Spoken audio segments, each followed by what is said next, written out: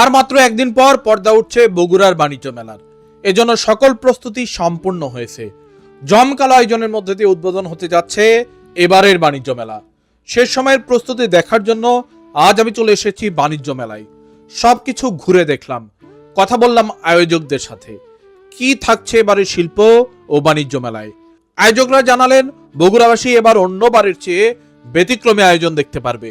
থাকবে চোখ ধাঁধানো আলোকসজ্জা, দেশি ও বিদেশি পণ্যের সমাহার।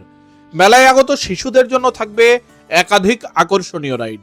ভোজন রসিকদের জন্য রয়েছে নানা পদের খাবারের দোকান। মেলায় প্রতিদিন থাকবে সাংস্কৃতিক সন্ধ্যা। মেলা চলবে সকাল 10টা থেকে রাত 10টা পর্যন্ত। মেলার শুভ উদ্বোধন হতে যাচ্ছে আগামী 13ই জানুয়ারি সোমবার। উদ্বোধনের দিন বিকাল 5:30 থেকে মেলায় গান পরিবেশন করবে বাংলাদেশের প্রখ্যাত ফোক গানের শিল্পী সুকুমার বাউল।